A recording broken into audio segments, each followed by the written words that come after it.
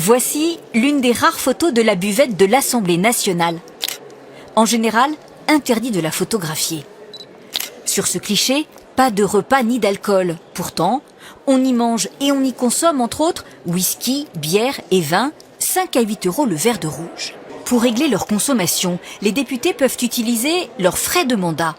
6 353 € par mois pour payer notamment les frais de permanence, eau, électricité ou encore les frais de bouche, restaurants et consommation.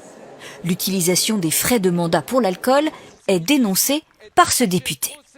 Il y a une tolérance pour des événements organisés en circonscription ou des cérémonies, etc., qu'il y a un buffet avec de l'alcool dessus, pourquoi pas, mais que la consommation quotidienne et régulière puisse être éligible aux frais de mandat me questionne. L'an dernier, les ventes d'alcool à la buvette se sont élevées à 100 000 €, soit environ 20 € par mois par député.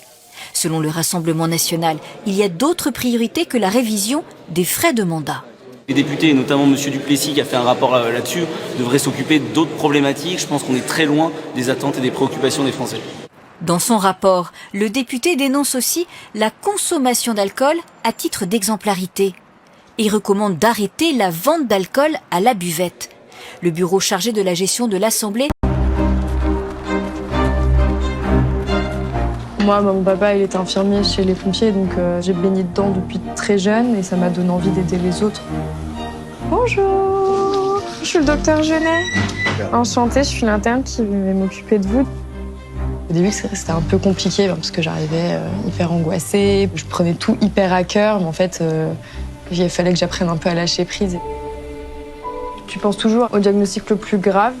On cherche s'il y a une infection, s'il n'y a pas un argument pour un cancer. Ça peut arriver, donc il faut qu'on surveille de très près. Son programme, quand elle vient, c'est de travailler. Donc, si elle y arrive, c'est parce qu'elle a bien travaillé. Parce que je vous dis franchement qu'elle a un sacré courage de faire tout ce qu'elle a fait. Je sais qu'elle y arrivera. Vous n'allez pas vous faire réopérer, d'accord? Ils sont contents de voir des jeunes qui sont impliqués. Tu leur donnes de ton temps, de l'énergie, mais ils trouvent une sorte d'affection vis-à-vis du sacrifice que toi tu fais pour eux. Ça a été la nuit. J'avais des sourires ce matin. Et je me dis que juste ça, un regard, un sourire qu'un patient te donne parce que tu as bien fait ton travail et tu as été là pour eux.